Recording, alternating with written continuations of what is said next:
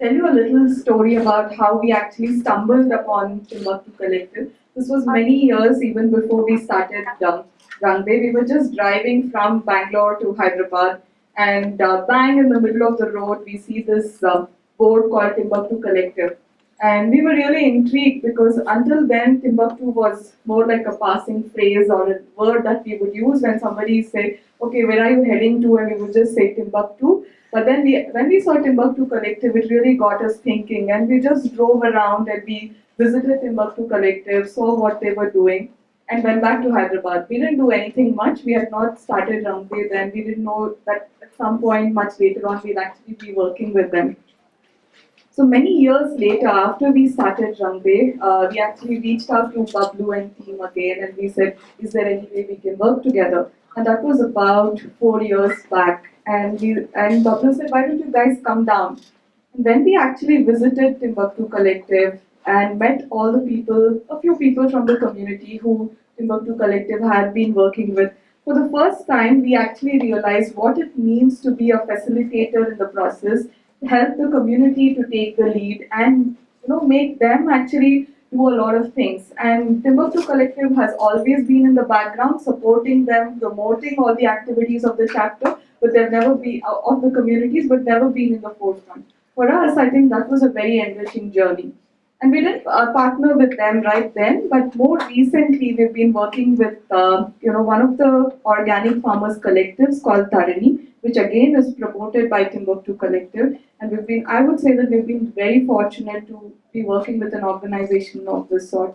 A few days back, we received an email from Bablu that they've just completed 25 years in November, and I can imagine what a phenomenal journey it was.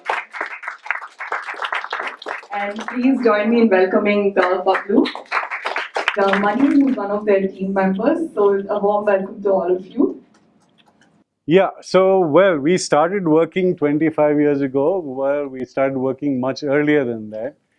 Mary and I more or less reached Anantapur district in 1978. I reached there on April 1st. And that's why I've been trying to propagate that it should be the International Day of Activists. Because everybody from my parents to my children to my friends call me a fool. And so, so on April 1st, all of you are welcome. We always have a celebration there. So we started working in the villages. Mary, I'm sorry she was not able to come. She's got some other work to do. So Mary went up to the north of Andhra, and I stayed on in Anantapur district. And we started organizing the agricultural laborers. And she was organizing the tribal people in Srikakulam district. And I was working with an organization called the Young India Project. And we formed the Andhra Pradesh Agricultural Laborers Union. At that time, we were doing land strikes and wage strikes. When I went to Anantapur district, the men used to get 5 rupees a day and the women used to get 3 rupees a day. And by the time I left, we had already got the minimum wage act through, and they were paying about 25 rupees per day. Now they are paying 150 rupees a day. But those were really difficult times. There was a lot of malnutrition in the villages, and people were leaving the villages in hordes because there was nothing happening. So that was the kind of time we went there. We in fact had such a bad year that we had to give out ragi gruel because there wasn't any food available. But things are not the same now. Things are better and yet not better. People have food to eat, but they don't have good food to eat. We have 1 rupee rice that people eat. So the old traditional food has disappeared. And we grow only groundnuts, which we can't eat too much of. We can only eat a little bit of. And all the old ways of growing food has gone out of fashion. But anyway, so Mary and I kept working. She in North Andhra and me in South Andhra, and we used to meet once in a while. But we only decided to get married in 19, when was it? 25 years ago, 26 years ago. and how many of you have heard of the National Rural Employment Guarantee Act? Yeah, good. So the first draft of the National Guarantee Act was drafted by the Andhra Pradesh Union in 1985. So we were involved in that kind of work, and then by about 1989, I was quite disillusioned, and I wanted to go and do some agriculture. I had read Masanobu Fukuoka. He's a very famous Japanese botanist turned farmer who wrote a book called One Straw Revolution.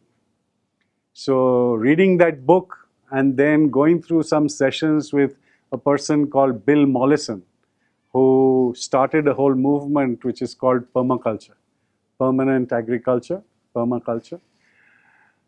And that made me quite sure that I wanted to go and do agriculture. But by then I was already living in the villages for 12 years, but I didn't know anything about agriculture. So we bought a piece of land, about 32 acres of land, which was completely barren. We bought it at 800 rupees an acre and started doing agriculture. And of course, nothing grew because the land was almost dead and I didn't know anything about agriculture. And we planted a lot of trees, etc. But nothing seems to be happening. So that's when I said, okay, it's important for me to start learning agriculture and to actually to start healing the land. And that's how we started living in this place, these 32 acres, which we called Timbaktu. And that's how the story started 25 years ago.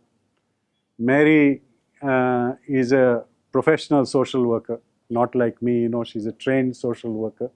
So she couldn't do this farming business. She said, I have to go to the people. I can't sit in one place and do farming. So she started going to the villages back again, 170 villages. And our main thrust of work is to work through cooperatives. So we form people's cooperatives. That's registered under the Mutually Aided Cooperative Societies Act of Andhra Pradesh, which is a very revolutionary act in itself. It was the act was passed in 1995 and was revolutionary at that time, and it still is the only state which has this act as is at that time. It is the same, similar to the Producer Companies Act, if you know anything about it. So anyways, we started registering these societies under these cooperatives. And the first society that we formed was a women's cooperative. Now we have 4 women's cooperatives, which has about 19,000 members, which has about 19 crores as their own capital. And they use that as an alternative banking system. So they give each other loans with that money. That's really our flagship program. We also work with children and we work with farmers. We have been protecting about 9 villages with us, partnering with us, have been protecting about 7,500 acres of wasted land, which is slowly becoming a wilderness and a bioreserve. And we work with people with disabilities, and we work with farmers. So under the farming we started doing organic farming. Sometime in 1999, I started experimenting with the farming and with organic farming, and finally by 2005 or so we said that we'll do it with a larger number of farmers.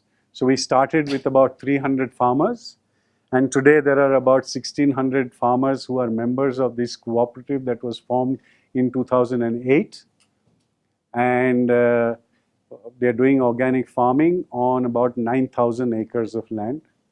And often you may see this produce. It's there in Bangalore. It's called Timbaktu Organic. The brand is called Timbaktu Organic. Do you have any packets here?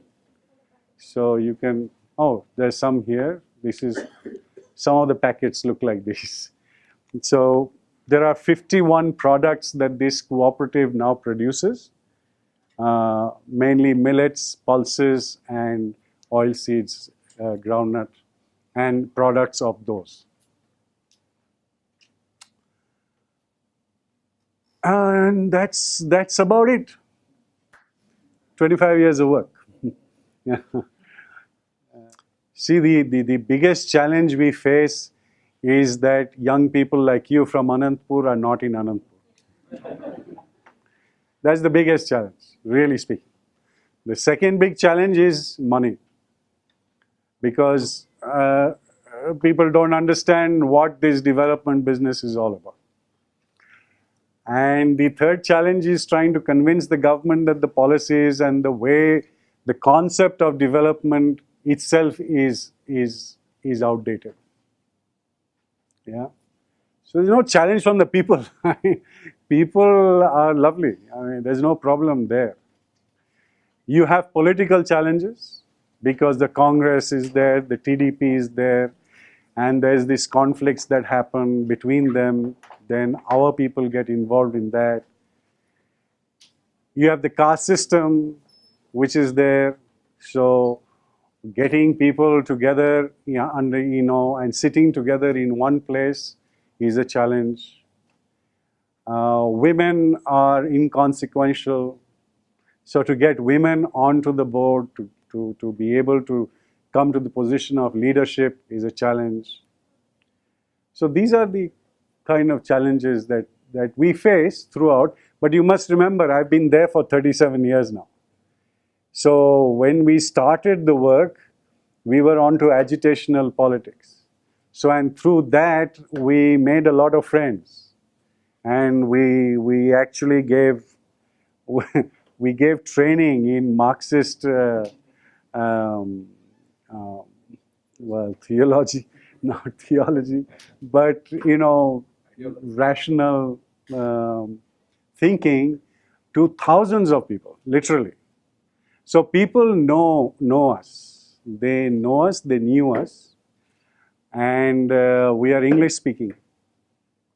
So that immediately gives us a little standing. Yeah. And then somehow they all know that I'm a Brahmin, or at least I come from the Brahmin thing. Okay. So there is added respect. And then we have strange people like Smita and others driving in their cars, fancy cars, and not you, I'm saying others come in these fancy cars, and yes, something must be special about these fellows. No? And then they are so mad. They go and start living in a place like Timbuktu, So they are mad, they have special friends, and something must be there because they are English speaking. And Bapna Kodaka Uchi Akada Untarante Kastame Kada. So these are all the different aspects of it. Yeah. So nobody would challenge me if I walked into a temple, if I walked into a Harijanwada, if I walked into a Reddy's house or anywhere, nobody would challenge me. So that is those are some of the plus points, Okay, we received an award called the One World Award, which is given out by a company called Rapunzel. Rapunzel is an organic company which is huge in Germany, And they have partnered with an organization called IFOM. IFOM is the International Federation Organic Farmers Movement. So they give out this award once in 2 years, and they decided to give us one of the awards last year. So that's what he's referring to. So it was great to go and meet farmers in Germany. We went all over Germany meeting farmers and some politicians from the Green Party, etc. So it was nice.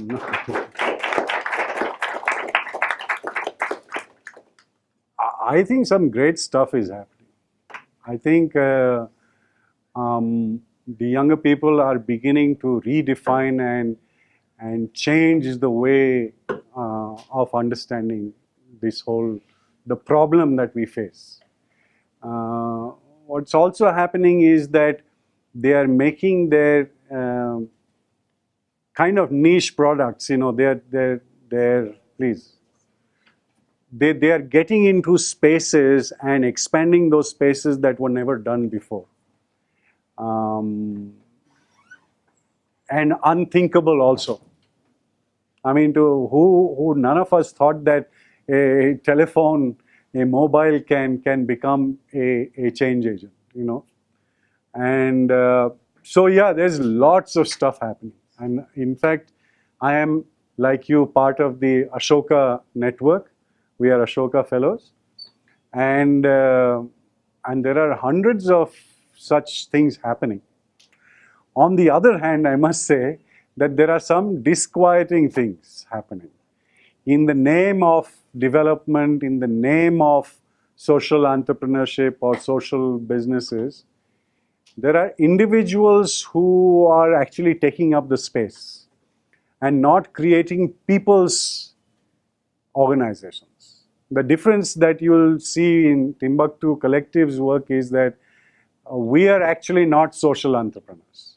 We are trying to create organizations of the people that are the entrepreneurs. And this is going to last. We are trying to make it so it becomes their property, not Timbaktu Collective's property. Whereas you see other examples of good social entrepreneurship, they are actually owned by individuals. And the profit is going to them. Though the profit is smaller, that means it's ethical. What they're doing is ethical. What they're doing is good. Like poor people get something out of it. They get a lot of good out of it. But the profit from that business actually is going to the individual, even if it is small.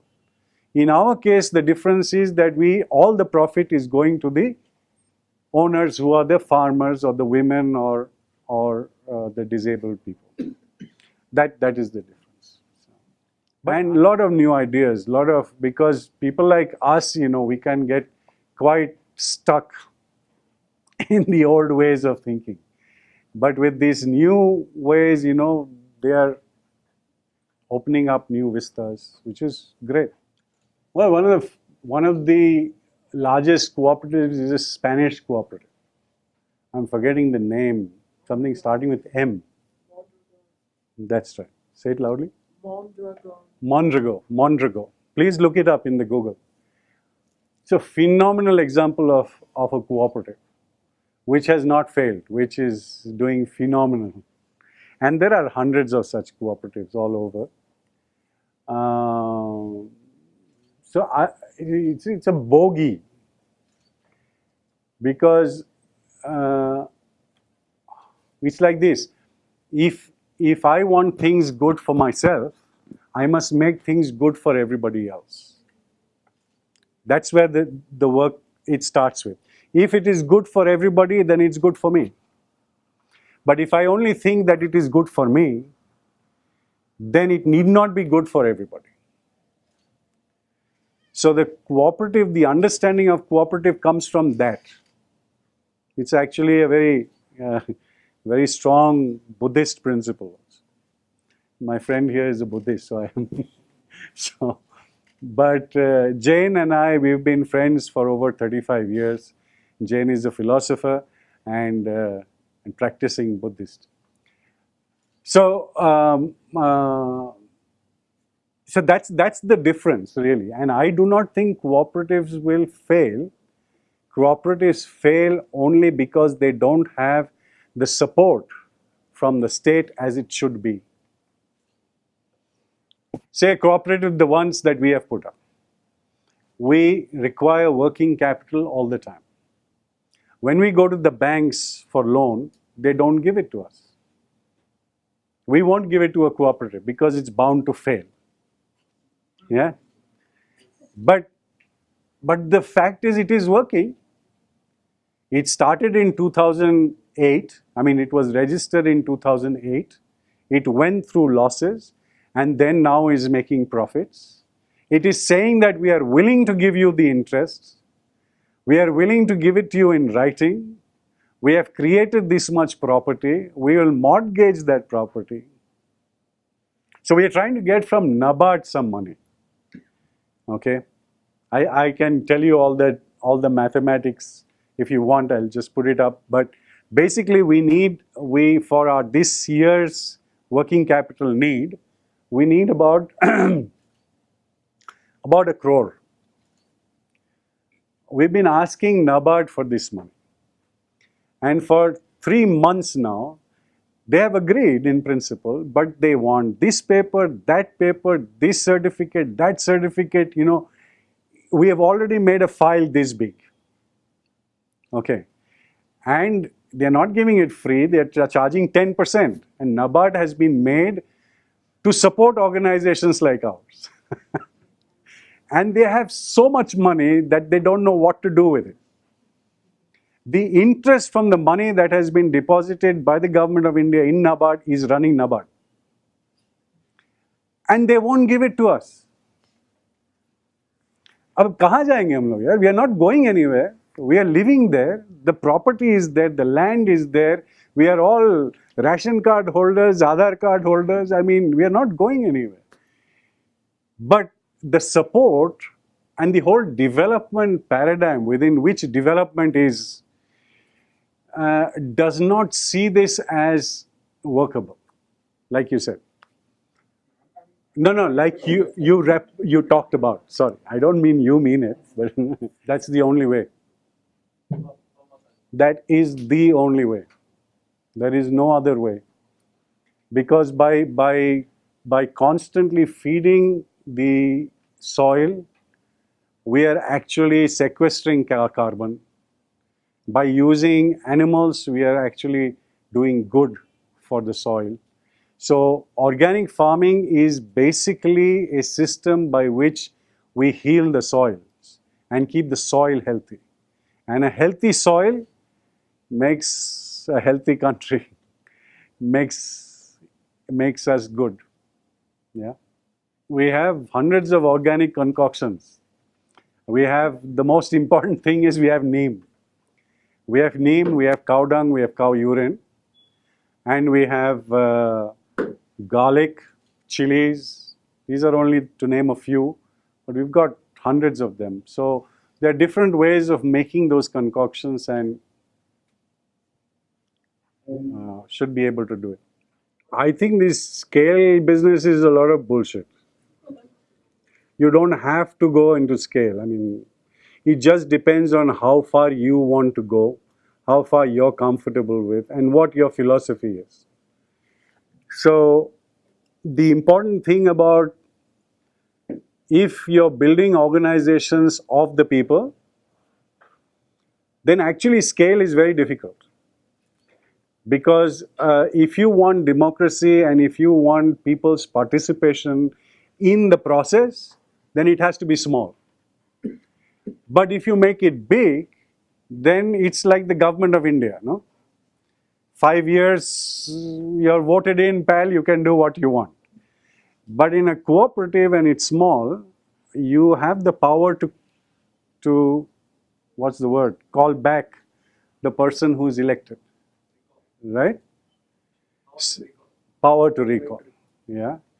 And that can only happen if you're small. And so you cannot become too big.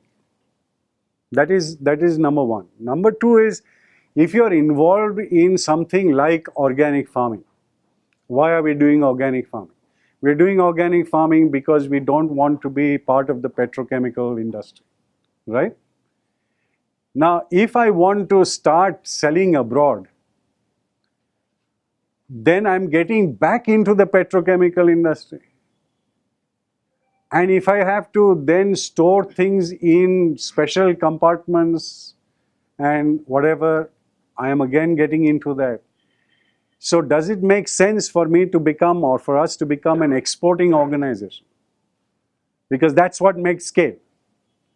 So we are resisting. Export, though we are resisting, but we are resisting even sending goods to Delhi.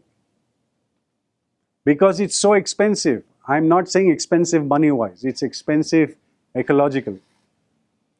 So we try to limit ourselves to South India, to 350 kilometers radius, that should be okay.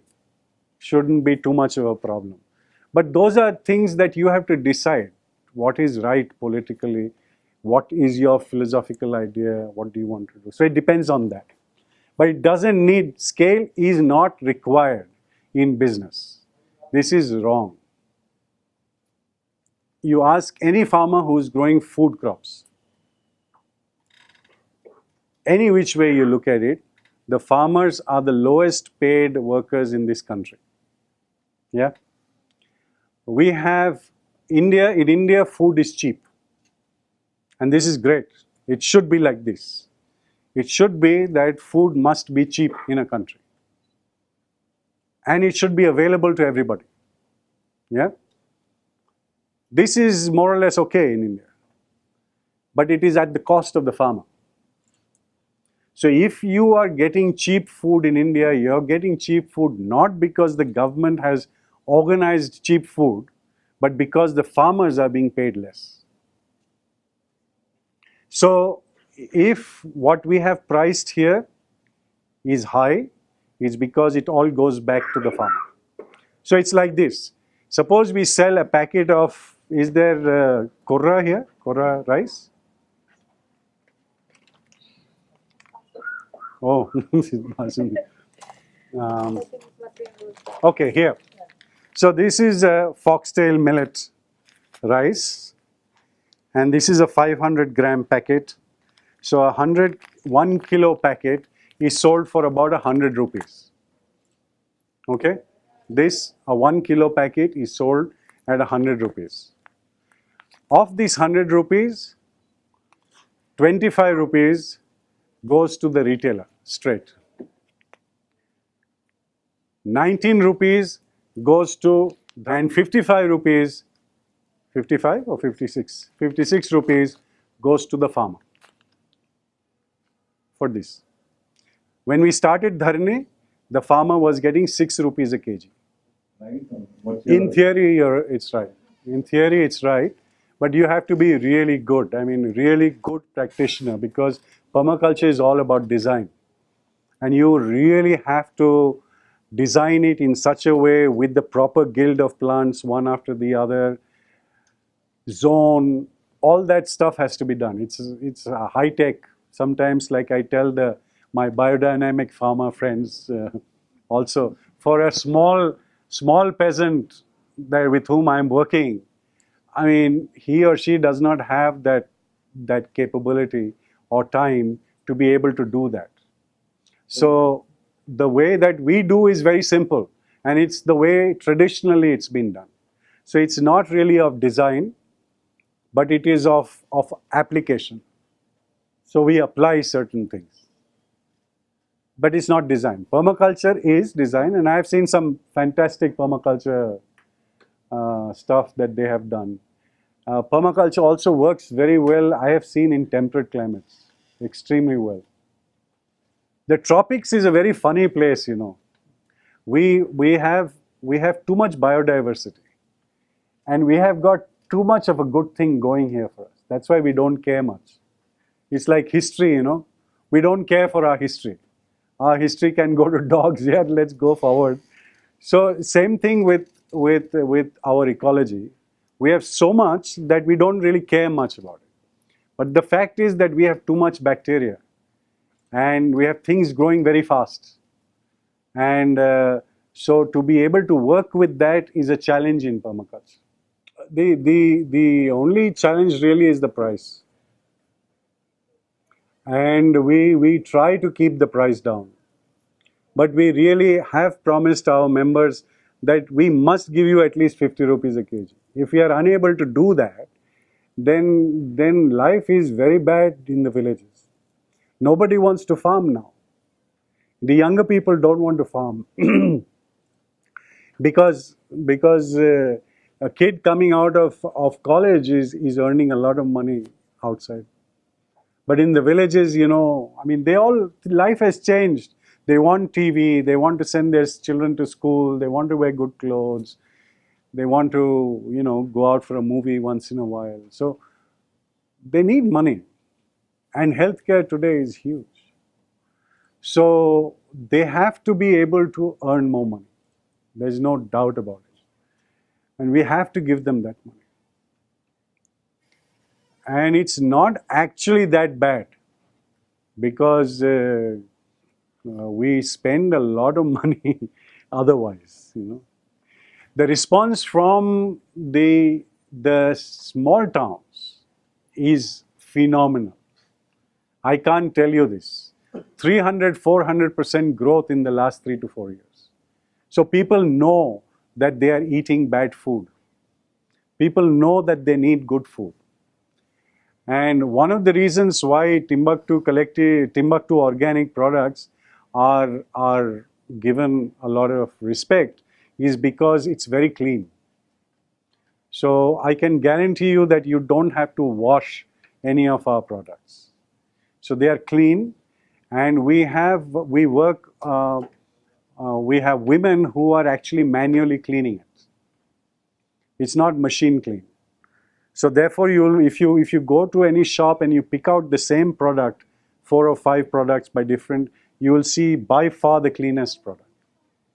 So that's why in the small towns, when I have gone and met the customers, they have said that that's one reason why they prefer Timbaktu organic products. And then, of course, millets, very few people are doing. We have a range of 8 millets now we're working on. So, Rajendra Singh is a good friend of mine. It's an old friend of mine. So, in the voluntary sector, there is information sharing and gathering that does take place. And we, of course, see that work is being done, then we try to do that work here. Those kind of things happen. But again, this is another misconception that things can be replicated. That's another bullshit. I can't find any other word, sorry. But nothing can be replicated in that kind of work because there are just too many, what's the word? Invariables, yeah. Too many variables, you know. So yes, you can make this company, this building, and you can replicate this anywhere else. That's possible. But you can't replicate this company. Okay. The people make up this company. And in our place, it's not just the people, but it's the geography, it's the land, it's the animals, it's all that makes it, the history, the politics, all that makes it happen there. So if I were to go, if I forget about you, if I were to go to, say, Madnapalli and start Dharni, I'm almost 99% sure it will fail. It's not the same. I have to try something else there, some other way of doing it. So that's what makes it different. And that's why we can only be trendsetters. We can only experiment, we can only show certain examples, but that has to be made in something big differently. Oh, there are lots of movements against them, and lots of people fighting against them, trying to fight against them. But their their budgets are so huge that I mean, they are shutting down Greenpeace, for heaven's sake. I mean, they are the people who are shutting down Greenpeace. So Monsanto has to be fought. There is only one way to fight them, and that is to produce our own seed and just carry on doing that, whatever happens. Only 4 companies rule the world, yeah, and of which Monsanto rules 70%. So, I mean, India is chicken shit. I mean, yeah, sorry for these words. They are far more valuable than these fellows. But the fact remains, yeah, they are coming in a big way. I mean, I can tell you stories about Bill Gates and that group of people who believe that the population is exploding and population must be controlled, and what they are doing through aid for medical aid. So we will not go into all that, but the kind of range at which they are working is phenomenal. And the only thing we can do is to what I call the politics of dissent. I mean, we can't agitate, we can't fight them, but we can dissent. We can say we will not participate, that we will do things our way. That's all. There's nothing else you can do. I mean, imagine if 50% of the seed companies are bought off. What do? You go to Hindupur, where we used to buy seed for the vegetables, for vegetables in Anantapur. 50%, I mean, most of the seeds used to be from Hindupur. Somehow it was a trading town for seeds. You won't get landrace seeds in Hindupur now anywhere. Landrace is, traditional seeds that come from, heirloom seeds. It's all controlled by companies. So all the vegetables, mind you, Chikbalapur was the biggest hinterland for Bangalore for vegetables. Yeah. There is no heirloom seeds used in Chikbalapur at all now. So most of the vegetables that you're eating are company seed vegetables, the normal stuff. And what all they are doing, I mean, thank God NDDB has understood. NDDB is one of the biggest funders for GM in mustard. Do you know that? They have spent over 50 crores now on GM in mustard. And they have just about 15 days, 2-3 weeks, money, when was it? They announced that they have pulled out of it. Because even they understand this. And I find it completely strange. Mustard is an Indian, it's all Indian. It's one of the best oils in the world. The moment you heat mustard, it starts to get your antioxidants on.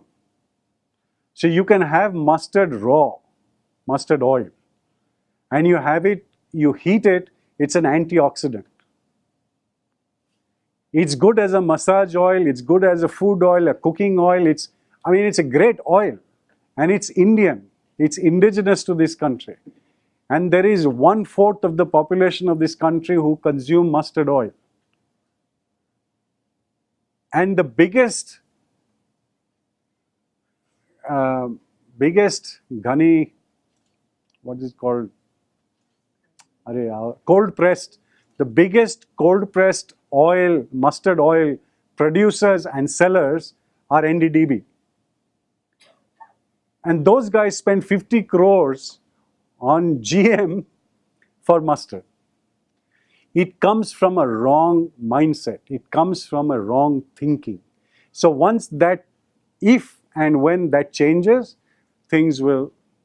So we have to keep on trying. We have to keep on trying to change. And there are people who are doing it. So you asked for some names. There is Kavita Kurganti, who is one of the biggest fighters against GM in the country today. Asha Network. We have been very lucky. We have not done any advertising. We've done no advertising. People have just bought. So there is a large, it's growing 25% to 30% annually, the organic thing. There's a large group of people who understand and know. And a lot is being written, papers are bringing it out and things like that. So really speaking, we haven't done much. So what we are doing now is that what I really want to do very much, if we can raise that kind of money, a lot of people have begun doing it. There's something known as the slow food movement.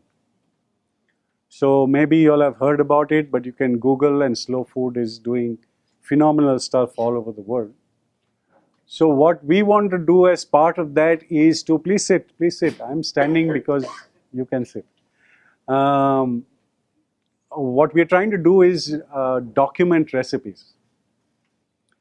The ISKCON movement. All of you all must know of ISKCON, right? Hare Ram, Hare Krishna fellow. They went round the country and they documented all the Vaishnavite tradition of vegetable or vegetarian food. It was done by Swami, the founder, and one of his disciples. They actually went around because, you see, unfortunately, India, we don't have any one treatise on food. So there are multiple treatises in different places. So they actually went, documented that. And therefore, if you go to an ISKCON temple, you get the finest vegetarian food, really good stuff, really good. You don't have to believe in Hare Ram, Hare Krishna. You have to just go there and eat. And they cook it in ghee, pure ghee, and it's excellent stuff. We also have to change some of our ideas, which modern science, or rather the West, has kind of thrust onto us. One of those things is eating ghee. Like the first time, I've grown up in an anglicized and, Western science kind of mode. But some 30 odd years back, I was in a place called Kalahasti. You've heard of Kalahasti, right? Near Kalahasti, there's a small village called Tottambedu. In that place, I was staying there for a few weeks, and there was one guy there who only treated yellow jaundice. And people would come from miles to him, okay? And what would he give them as medicine? Ghee. That fellow used to put bottles of ghee down their mouth, literally. And we grew up thinking that, it's the liver, cirrhosis of the liver. You can't drink milk, ghee and oil, because that will destroy you. And this guy used to pump ghee in. And then I went to this Ayurvedic place, and then they only talk about eating ghee. So there are many things in our concepts that we've got it wrong, because it may not work for them, but it works for us, and we should go on that rather than going on an idea, this chewing 32 times. You know about this chewing 32 times, right?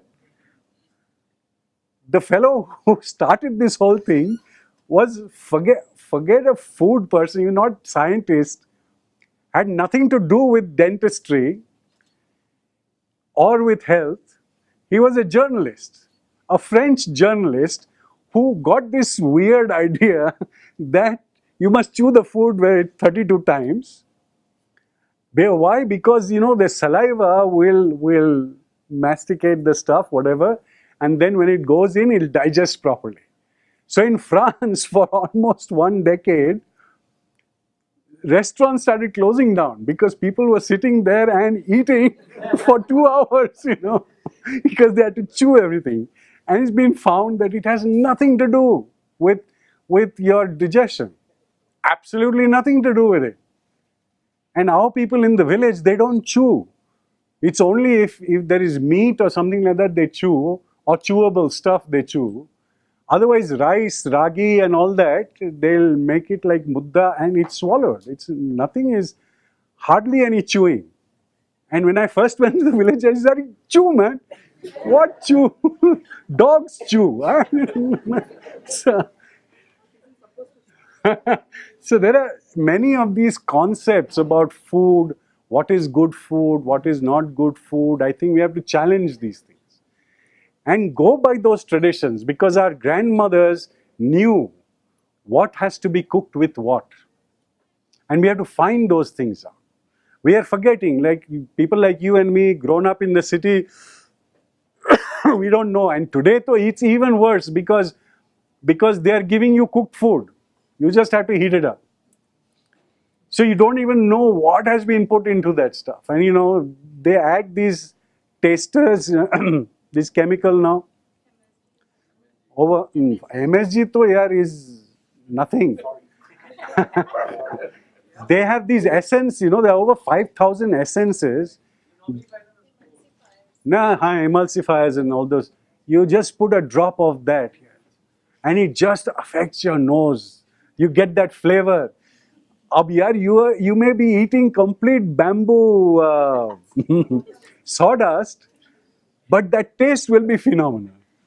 So that has changed. Therefore, if you want to have real food, we really have to go back and try to find out what for thousands of years people had been doing. We have to catch hold of that somehow and bring it back. ఏది మన ప్రోడక్ట్స్లో ఏది ఎక్కువ అమ్ముడుపోతుంది? Foxtail millet.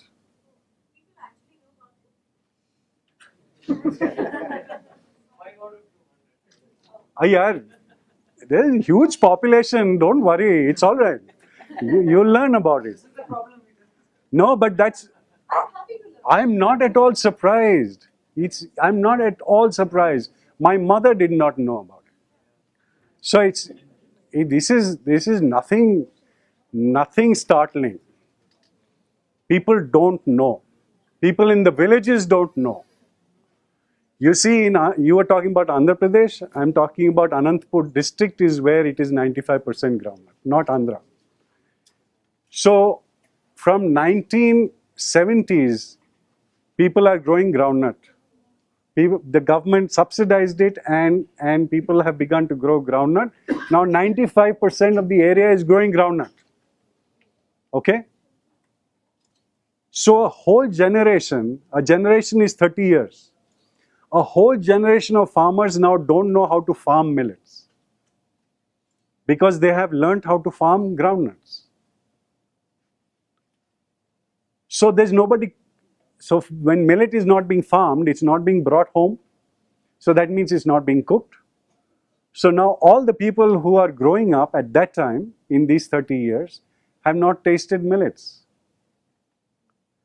And millets, this is the problem with millets, not with the greater millets like ragi, jawar. These are easier because you just grind them and use it. But the other ones, the foxtail millet, the kodo millet, the podo millet, all these different millets, you need to process it. They have the skin around. So like areca millet has got 6 skins around it. So the processing used to be done by women in earlier days. Danchesi. Telsa, ఎవరైనా చూసినారా? Anybody seen that? Rice used to be done. Similarly, this used to be done. Now, as the women started getting educated, the younger girls, they said, "Ye hamara kaam nahi hai. I don't want to do this. I want to do intellectual work." And so now they have stopped. So young women don't know how to process millet. Now here comes the politics of it. We have millets was what we used to grow. 80% of our food used to be millets. Okay. But the British,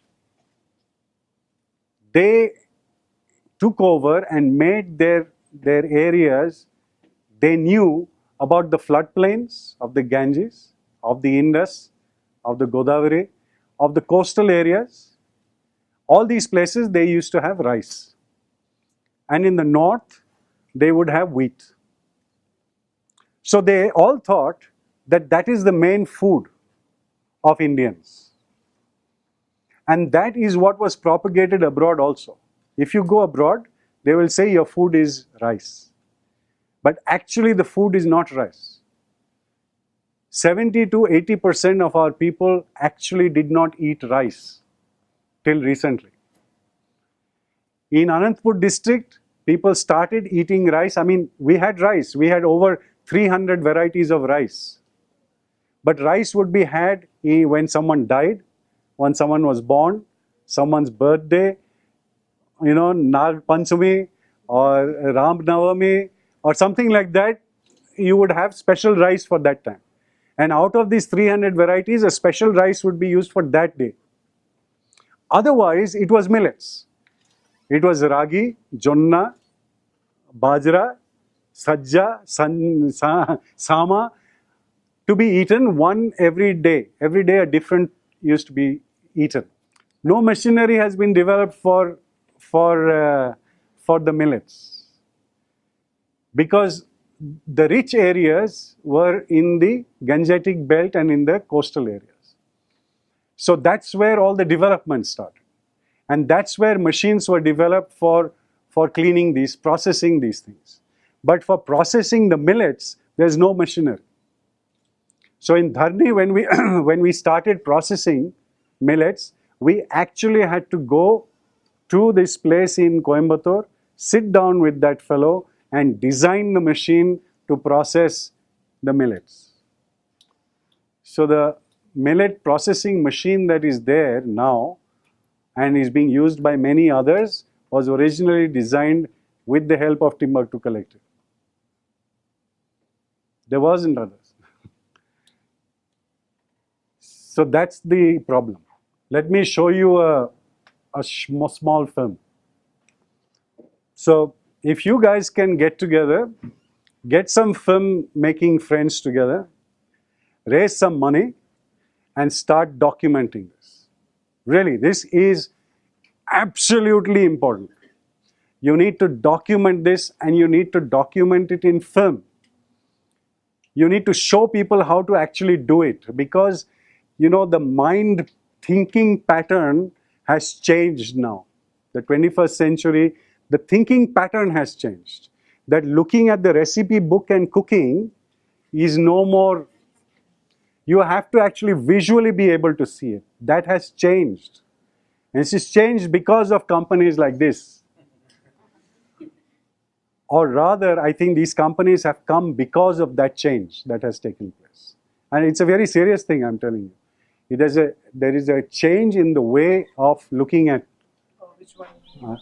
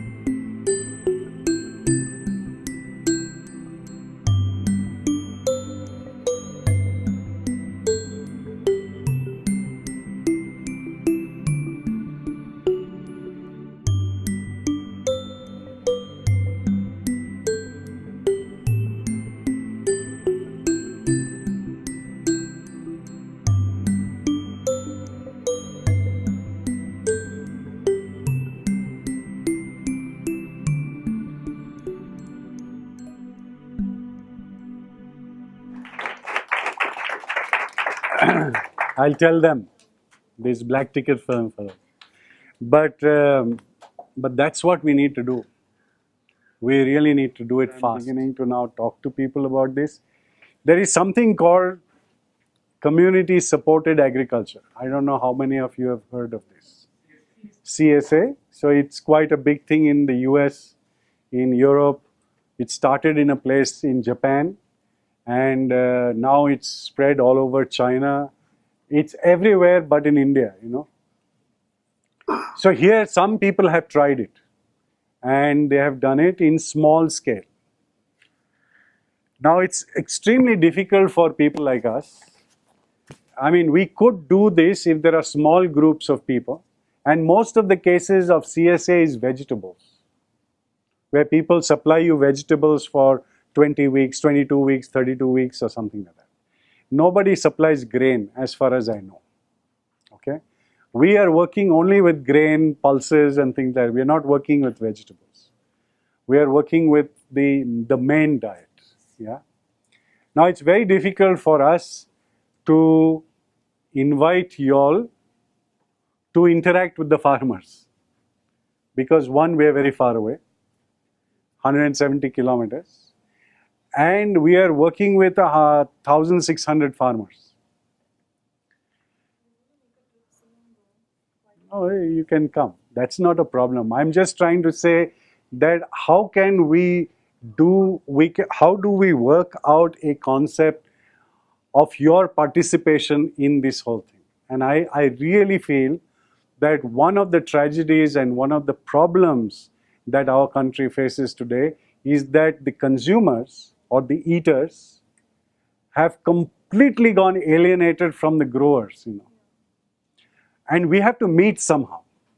Somehow this meeting has to happen. Somehow you have to begin to understand the problems that they are going through. And they have to begin to understand the problems you are going through. Your lifestyle is something that they just can't understand. And their lifestyle is something that you can't even imagine. But, you know, if I'm growing food for my friend, I'm definitely not going to give that friend bad food, right? Am I? Oh.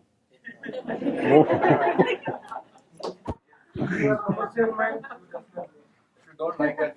No, but then he or she is not your friend. I totally agree with you. I've met a few farmers. They normally they grow food to sell to the market. They'll never let their family eat. They'll have a separate patch in every farm where they cook food for themselves and their friends and family. Yes, yes. And if they give you food, they'll give it to you from there. Okay. Now, believe me, this is not there in our cities now. And this is why I'm really worried, because culturally we are getting away from what we were. Because culturally, this business of trust has been broken. And for me, I think we have to start rebuilding that. We have to start rebuilding this trust. You know, a lot of people tell us that we must get our stuff third-party certified. You know, certification. You've heard of certification? So there is a third-party certification. That means a alien agency has to come and it has to certify that what I have grown is organic. Okay. And it is becoming more and more a condition in the country. In the US, you have to do it. In Canada, you have to do it. But here, it's still not important. But the government is coming in a big way. So we have started something called the PGS, Participatory Guarantee System of Organic Certification, in which the farmers as a group certify that he is organic, she is organic, and she certifies that I am organic. Now, to a lopsided urban thought, it would be I scratch your back, you scratch my back. It doesn't work like that in the village. It doesn't work like that in the village only because everybody in the village knows what everybody is doing. Okay, so the moment you go and you put pesticide or you put anything into your field, your neighbor knows about it. You can be sure that they know everything about it. So nobody can get away from it. So when the Sangha meets, we have Sanghas are of 15 members each. When they meet, they come with their reports and then they certify that so and so farmer is organic. And that's how our, can you please give me a packet? Foxtail, that millet packet. So we have something here called, there is a logo here called PGS Organic Certified. You can't see from there, but there is a logo here, it's PGS Certified. So the farmers are certifying that this is certified, that this is organic. Okay. Now what my dream is, we have formed a cooperative. We have formed a cooperative for farmers, and farmers have put in their share capital into this, and they own the organization, right? Now we want to create a marketing organization. We are already doing the marketing, the cooperative itself is doing it, but we want to separate it. And we want that the farmers, the investors, and the consumers are shareholders of this institution. There is such an institution that I have seen, and I want that to be replicated in India. And that is in Hansalim, that is in Korea, in South Korea. Yeah. So you can look it up, Google Hansalim, it's a beautiful cooperative. It's a consumer cooperative. So it's a consumer-led cooperative. And what we are trying to do it is from the other side. We are trying to get the farmers, the consumers to join up with the farmers. There the farmers have joined the consumers. So they have 350,000 members, consumers. 350,000 families who are members of the consumer cooperative, and there are 2,000 farmers who are members of that. So I would like that something like that we can start here. And I would like very much that Rangde take the lead and you guys who have come here to join in. If you are really interested, then we can talk about it. But this is my next agenda, that we have to start something in which people like you all who are the eaters, and people like the producers, and people like the investors who again are from people like you, all become part of the same organization, and that we all take the risk and not just shove it onto the farmer. That we all take the risk and then we all share the food. So think about it, and in some time, in a few months, I hope to call for a meeting in which we will talk about this bigger.